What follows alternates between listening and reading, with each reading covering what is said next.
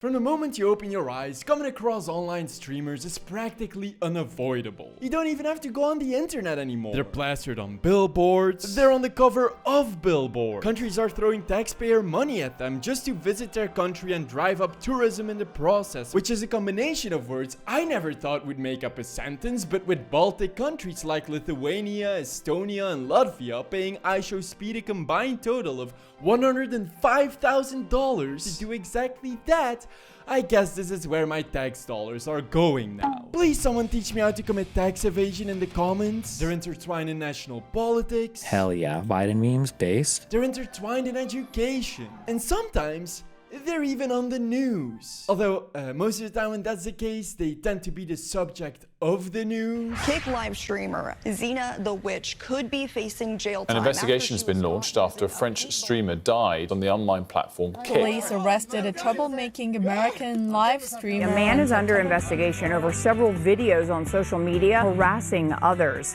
The videos, many of which were live streamed. There's no denying that what started as a way for viewers to enjoy someone's live, unfiltered and authentic personality has now grown into a multi-billion-dollar industry that's influencing every part of Western society, and I don't know if that's a good thing. For one, with so much wealth and influence, why do they have to commit so many crimes? That was a rhetorical question. Obviously it's for views, but can't you get those without shooting random civilians with paintball guns? Or annoying two entire countries until its citizens start actively tracking you down to beat you up and they arrest you, leading to a possible 12 years of jail time? Or running a red light and seeming proud of it? That happens all the time. The stoplights here are really long. Hi, so Emily. usually I just go past. Or driving against a police car. On your left. Hello. Bing bong on your left. Thank you. Oh, are you okay? Oh my God. Are you okay? Is this okay? Or texting and speeding in your McLaren while it's pouring, turning the road into a well-lubricated death trap, not just for you, but the passenger sitting next to you. No! YouTuber Jack Doherty is going viral after crashing his expensive car while live streaming. You know what, maybe stop driving on stream altogether? Or we could just make separate roads for live streamers and then live stream their continuous chain of car crashes. I'm just kidding, I wouldn't want anyone getting hurt or dying for entertainment, because that would demonetize my YouTube channel. Which is in stark contrast with Kick, where just a few weeks ago, French live streamer Jean Pormanov was found dead on stream, leading to the French government investigating Kick, which I have seen some very weird reactions to. The platform didn't kill him, his mates did. How could Kick sense he was die? They not responsible, lol. And I would agree, if the stream death wasn't preceded by 10 whole days of continuous live stream torture and abuse against Jean by his two co-streamers, those are 240 hours a single Kick staff member could have gone, maybe we shouldn't let these guys monetize strangulation or physical assault. But then they wouldn't have enough content moderators making sure to ban people streaming in the wrong category.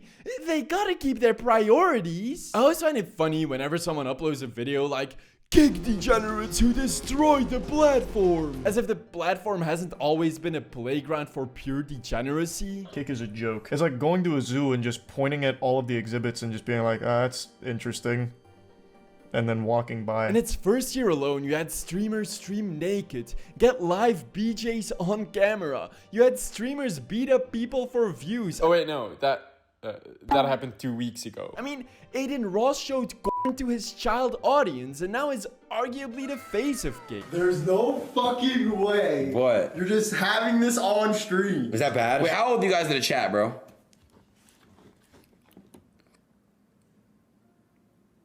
Jesus. This guy was literally ranking uncensored corn with the title "These ass naked nudes. The more followers, the more you get." And I'm still trying to figure out what I'll be getting more of. Oh, butts. He's talking about getting more butts. This dude apparently physically assaulted a girl on YouTube Live, which got him banned on every platform, but not Kick, because smashing a 21-year-old girl's head into a desk until she starts bleeding from her mouth shouldn't take away a person's right to promote gambling to kids. Which is something I tend to forget, that both Kick and Stake.com, the most popular unlicensed gambling platform, were created by the same two people, with the only reason for Kick's creation being to keep advertising gambling to children after Twitch banned it. And I'm so glad they did, because where else am I gonna watch Drake gamble $4 million on Sugar Rush Christmas? W's in the shot.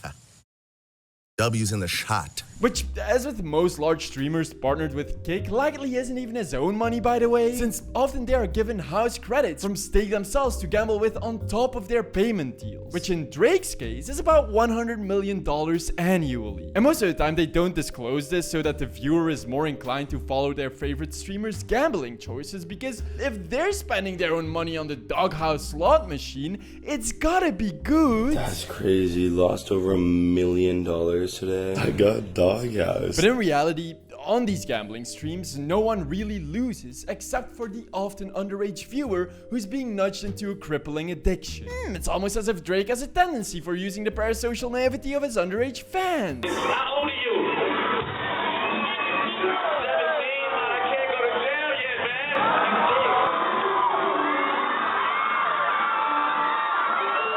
Obviously, this isn't just a problem with Drake. I mean, many top gambling streamers are doing this, unbeknownst to most of their child audiences, and you know it's getting bad when the streamer making the most sense is XQC. Literally, the whole point of Gamba is high risk, high reward, with the house having an edge.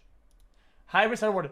These deals, they cut to the risk and they cut to the reward and make it a stagnant promotional dog shit that shows something that is not real. It's a fantasy, it's fake. I might be thinking, well, yeah, promoting gambling, torture, vandalism, and basically every other form of degeneracy as means to get rich and famous off of a child audience is just Kick. If you want good and quality streamer content, you gotta go on Twitch. Well, about that...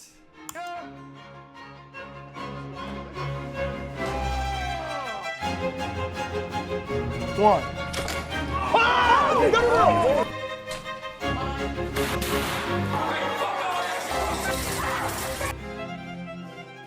That happens all the time. I worked at Blizzard for 7 years. And we hate the rich. Aren't you the rich? No! Lights up those numbers!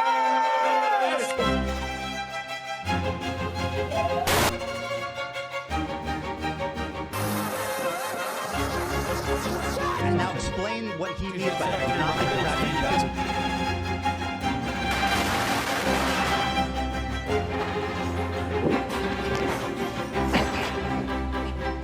Hitler had aura. Like Darth Vader had aura, he's a bad person. It's crazy to say Hitler had aura. For the past month, I've taken a little break from YouTube, and some of many things I've been doing is playing old school RuneScape, trying to watch live streams, and playing with my new dwarf hamster Tomato. All three at the same time, of course, because doing just one thing wouldn't satisfy my broken brain. And maybe it's just because I've gotten older and more cynical, but I don't remember Twitch being this much of a shit show. Don't get me wrong, Twitch has always had its problems with drama, or someone streaming Fortnite from her butt. But it never felt this prevalent. It feels like every week people get mad at yet another Twitch streamer for doing something controversial. And I've already shown how casually they'll commit crimes. That happens all the time. Just 2 months ago, huge Twitch streamer Pirate Software got exposed for building most of his creator persona on lies, stolen valor, and then using this facade of credibility to boycott people he disagreed with. A little over a week ago, another big streamer, Josh Strive Hayes, someone I admire for his integrity and good taste in games, spoke out about his own frustration with streamer culture. I love streaming. And I hate streaming culture. I hate it. I don't like it at all.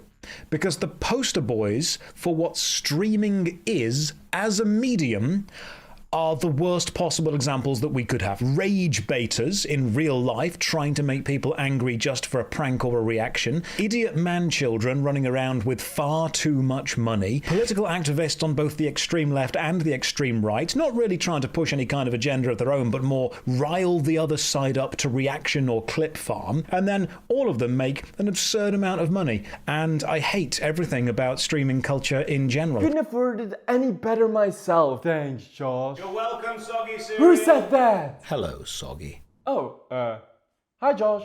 Have you seen some of the most popular Twitch streamers? It really does seem like most of them fit into one of two categories. Either they're political streamers trying to get rich and famous by going viral through pissing people off. This is why we need to bring the word back. Hey guys, yep, if you saw that title, I got banned again.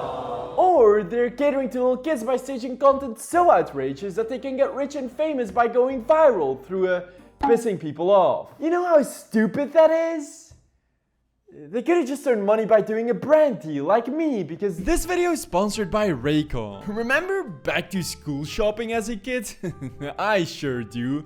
And I hated every second of it. I much rather stayed in my room listening to Nickelback. I did ever like the feeling of starting the year fresh. And now I can enjoy the best of both worlds with the newly updated Raycon Everyday earbuds, giving me features comparable to those of big boy companies without the big boy company prices. They come in beautiful colors, my favorite being purple, and they're also packed in a smaller form factor and color matching wristband, so I can carry them around more easily even though they still feature 32 hours of battery life. So I'll always have them with me when I go outside, which can be quite overstimulating ever since I moved to a city center. Luckily they come with active noise cancellation, so now I can put them in whenever a loud bus drives by. And with their ergonomic design and included gel tips, they never end up hurting my ears even when wearing them for an entire day. They come with a 30-day happiness guarantee, so if you're interested, go check them out via the link in the description or at buyraycon.com/soggy for 20% off site-wide. You know, I always appreciate you guys clicking these links as it really helps out the channel, so please go check them out,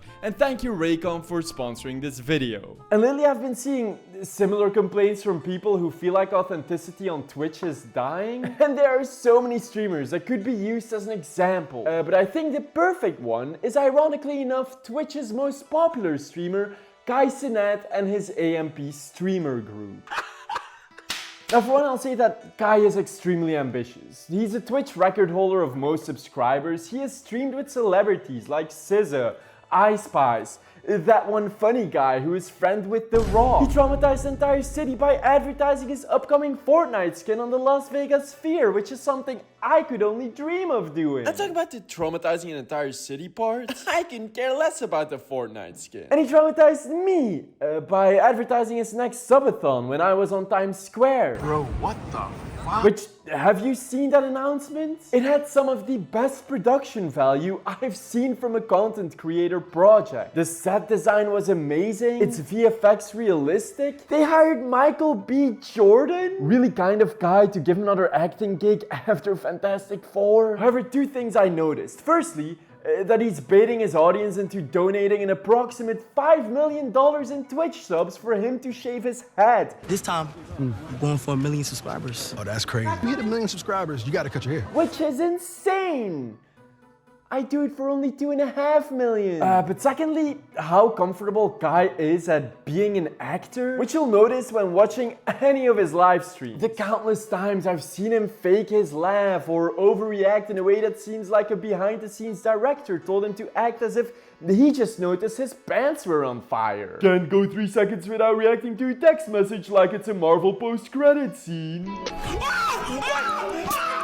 And usually I get it, as a streamer you occasionally have to overreact or be loud, because loud equals funny. But with Kai and his streamer group AMP, it often goes beyond overreacting. It goes beyond acting. It often feels like I'm not even watching a person anymore. There's countless of fake beefs, stage fights, setting fireworks off in each other's houses, destroying each other's rooms. Perfect example being the months-long rivalry between Kai with his AMP streamers, all of whom are adults over the age of 23, and the Clover Boys, another streamer group, of which one member is a 16-year-old kid. Which sounds weird enough in itself. You know, having a group of adult men like vandalize a room of and fight a 16-year-old. Well, it eventually culminated with this tweet. Duke Dennis and D-Block members completely destroyed Rakai's room to get revenge on Clover Boys for messing up AMP house. I don't know what any of that means. So I spent some time getting up to date with modern day brain rot and learned that apparently Duke Dennis is this 31-year-old streamer of Kai's AMP group and Rakai is a 16-year-old streamer of the Clover Boys. And this is a video of said 31-year-old completely destroying the room of said 16-year-old. Oh! Oh! Oh! Damn, I'm trying to hit the camera. Oh! Now, either this is the saddest and pettiest adult I've ever seen vandalizing the room of a kid half his age and feeling badass while doing it. I like what y'all did to the place. Yeah, you show that 16-year-old. 31-year-old ex-US Army soldier Duke Dennis. Or, in my mind, a much more likely scenario, after like half a year of both teams clip farming their escalating rivalry, going viral every time, have it end with an all-out staged streaming war that would make both sides so much money they could rebuild their entire rooms out of stacks of $500 bills. I think it's the first one. Why were the cops not called? Why was AMP not sued? This is also Duke Dennis's most viewed stream with 120,000 live viewers instead of his usual average of like 7,000. And all timed perfectly at the start of an AMP subathon. Could it have been more telegraphed? Maybe, you know, Rakai could have acted a little bit more convincingly upset upon entering his room, which looks as if Oppenheimer tested his first nuke in there. Everything's over, bro. At least Syracuse stays strong. Yo, chat, at least Syracuse stays strong. Kai thought I was pump faking. Yo, chat, my bad, I was late. Chat, my bad, I was late, bro. Chat, this is crazy. Look at this, chat. Chat, for real, this is crazy. Oh, cool, bro. But the beef can be fake. Kai really ended their friendship after Rakai shot someone in the eye with a gel blaster. But then he said sorry and they hugged. But Kai got so mad at him, he violently threw the 16-year-old Rakai on the floor. But then he said sorry and they hugged. But Kai just said he was really done with Rakai after he lit his room on fire. But then he said sorry and they hugged. You know where I'm getting at? Their staged beef is like an infinite money printer, except the money is actually being manipulated out of little Tommy's monthly allowance who think he's supporting his favorite authentic creator. And at first I just felt bad for his audience because they're not even questioning the reality of what is unfolding in front of their eyes since they are so busy spamming W's in the chat that their still developing brain can't discern the difference between real and fiction, leading to the normalization of this man-child borderline criminal behavior because in their mind this isn't a fictional movie or TV show. They believe this is all genuine human interaction. But after looking more into it, I started feeling even worse for Rakai. Because even though he's likely in on it, this kid is essentially being abused for views by Kai and AMP. Beating him up on stream so hard that you can see one of the AMP members getting kind of worried that Twitch might ban them for this. Please, that gave me trouble. Stop hitting kids like that. Oh. Kai walking in on this minor sitting on the toilet with his pants off while staging he's watching porn, then showing it to all of their viewers. Like, what the fuck? Why is Twitch allowing this shit? Are they scared Kai's gonna go to Twitch headquarters to beat him up with a belt like he does Rakai? And these grown men are clearly aware of what role they're playing here, because in one stream they'll be giving Rakai a warm heart-to-heart, telling him how he's still just a kid with a lot of growing up to do. See, they're just a bunch of caring fathers to this kid who is in way over his head. A wholesome relationship capturing the hearts of all their viewers. But then the next stream they're like destroying his room, shooting him with a paintball gun, talking about corn. He's been called the F-slur on stream. Fuck up, He's been thrown on the floor by Kai. It feels like he's their puppet for content who can't say no to any of their suggestions because Rakai is just some 16-year-old being showered with money and attention from the most popular Twitch streamer. If you're a kid terrified of getting bit by a dog, and the most popular Twitch streamer who's 7 years older than you called you to let you know that if you don't let yourself get bit by that pit bull for views, you're a pussy. Wait for you to get bit. If you don't bite it, you is pussy, bro. You not really like that, gang. Yo, nigga don't really fuck with you, gang. Well, now obviously you're gonna let yourself get bit by that dog. He has no agency in this relationship. But it's all good now, cause Kai just told Big Time Rush that Rakai is his favorite streamer. Rakai, probably my favorite streamer right now. Yeah. Wait, what the fuck is Big Time Rush doing on Kai Cenat's stream? Watch a new Big Time Rush movie or something like that?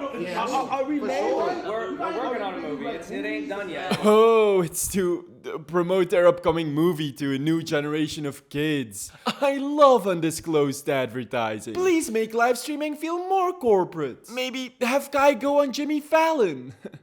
Oh, wait. I heard that you created the word Riz. So? And I've seen people arguing that with his size and wealth, he has no choice but to corporatize his content. Which is no excuse for how irresponsible he is, like with Rakai. But also, I don't think that's true when you have people like Ludwig or Moist Critical, even Agent, who is a fellow AMP streamer and in my opinion, a pretty good one, all feel real and genuine. Especially when you see them next to Kai. Look at IShowSpeed. You can say what you want about him, but in my opinion, he's nothing if not authentic, even though his streams are arguably more of a spectacle than Kai's. He doesn't need celebrity collabs or forced laughter, his over-the-top reactions don't seem fake. God damn, master! It all just feels natural, which is why, even though they're arguably equal in popularity, people are complaining Kai is making Twitch feel inauthentic, not IShowSpeed. Now I know that seeing all these clips might understandably so make you angry. I would be too. And I have a lot more of them. One. But you've got to realize that currently, the entire streamer ecosystem thrives on making you angry, to a point I don't think many people realize. See, in a video a few months ago, I discovered something called WAP University, which I believe to be a platform made for people to get paid for stealing viral streamer clips. But after digging more into it, I finally got to solve the centuries-old question. Is there a secret platform where streamer agencies pay thousands of editors pennies to spread outraged streamer clips on every single corner of the internet? Yes. Yes, there is. See, I was wrong. WAP University isn't about editors getting paid to steal clips from streamers. They're getting paid by both creators and agencies to artificially spread around their clips. So when you get mad at a viral streamer clip on Twitter, just know you're likely getting mad at an undisclosed advertisement paid for by that streamer or their agency. I'll let you in a little secret. Do you ever wonder why so many viral streamer clips have gambling ads plastered on them? Well, that's because big agencies, or in this example, YouTubers like Eric, who I exposed in the past for being an absolute scumbag, are working together with Kick streamers and Stake.com to run gambling ad clipping campaigns as we speak. Paying clippers to add gambling ads to ragebait streamer clips and spread them over every corner of the internet to both young and old. Obviously, Eric is trying to do this on the down low because, you know, if people knew that a family-friendly Mr. Beast clone is profiting off of promoting gambling to millions of people, many of whom are kids, well, it probably wouldn't go so well for him. Never change, Eric, you soulless cloud goblin.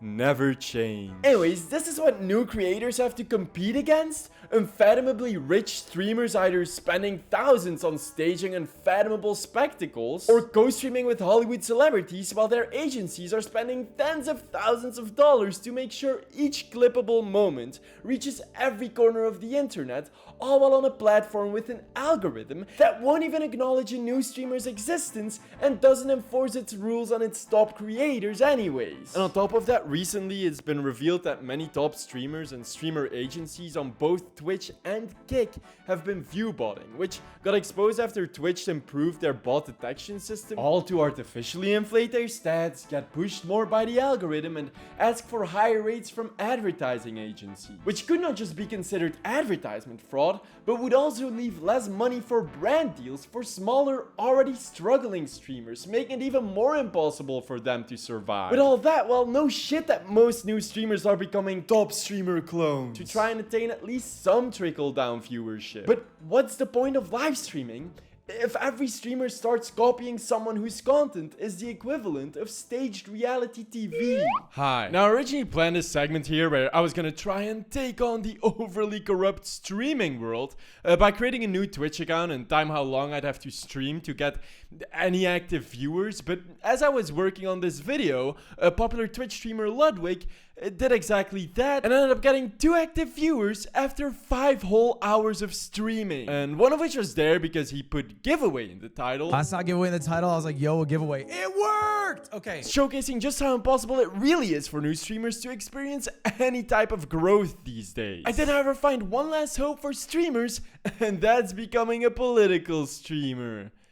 Yay! Because holy shit, I have never seen a category of content creation be more financially exploited than that of politics in the past year. There are hundreds, if not thousands of them, and over the last few months alone, political streaming viewership has increased by 56%. Now, personally, I don't know much about the political streamers themselves, partly because I'd rather save the few brain cells I have left after watching hours of other brain rot livestream content, but mostly because I just feel kind of weird watching multi-millionaire streamers who make most of their wealth by talking politics. Not because I think they might not deserve their success, but because if history shows us anything, is that once money's involved, the Venn diagram of politics usually starts to coincide with corruption and dishonesty. And I don't know any of these people well enough to be certain this isn't the case here. That said though, I do think it's great that people can now get their political news outside of mainstream media, which 1 out of 5 Americans do, especially on topics like Palestine, where coverage often feels biased when mainstream media writes sentences like, "First Palestinian under 18 to die."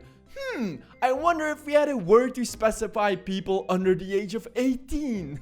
That would make writing sentences so much easier. Political streamers can now push back on that kind of language, and I'd argue it might actually be healthy to follow their coverage combined with your own fact-checking though. But I worry that most people will just get complacent instead, where they let their favorite streamer become their entire news pipeline, and since we tend to gravitate towards the creators who already fit our own worldview, it builds a parasocial bubble that's almost impossible to get out of, especially at a young age, which both politicians and political streamers are aware of, and is why they're competing so hard against one another to cater to the next generation, so they can condition them into undying loyalty. And I think most people don't realize how much corruption there's already involved with streamers like Tim Pool and Benny Johnson, who were contracted by Tenet Media, who the US Department of Justice alleges was being funded by Russia's state media to push pro-Russian talking points, which those two streamers then spread over tens of millions of viewers. There also seems to be constant fights between political streamers, which, oh my god, did my eyes open after iDubbbz dropped his latest content call. See, I watched it and didn't understand much of it, so feel free to inform me in the comments below without devolving into an all-out war, please. But for weeks, YouTube kept spamming me with videos that I'm not nearly unemployed enough to care about. I guess iDubbbz is a broken, humiliated, pegged and ruined man now? Since when did H3 become a political streamer? Destiny? Doesn't that guy have his own drama to deal with? Wait, why is Hassan Piker involved again? And why is he constantly fighting with a World of Warcraft streamer? Is he doing politics too now? Also, who the heck is Frogan? And since when is denims not just pants? But most of all, why does YouTube think I care about any of this? I've never watched any of these people. But I guess a lot of people do, since now political content on Twitch nearly matches the volume of gaming streams. I just wish they'd focus more on, you know, actual politics instead of what feels like clip farming for views.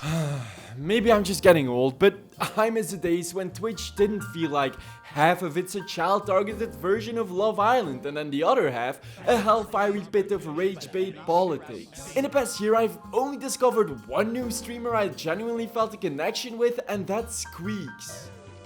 How come the meanest... Oh man, I have the same reaction every time. Oh man, I'm an AI. No thanks to the Twitch algorithm, because I found him through Ludwig, one of few streamers I also still enjoy watching. The winner circumcises the loser. So no, we're not going to do a circumcision. No, okay, I don't want to get an infection again. Okay. Let's do something. Again? I've live streamed before and really enjoyed it. Like, launched my own cereal company, Soggy Cereal. I can call them little stinkies. But feel hesitant to return in the current streaming landscape, because I agree with Josh. I love streaming, and I hate streaming culture. So if you'd like me to stream again, please let me know in the comments and check out my Twitch in the description. Because maybe with my bowl of cereal watching, it'll feel a little bit more like old Twitch again. Hey, the video is over! Scram!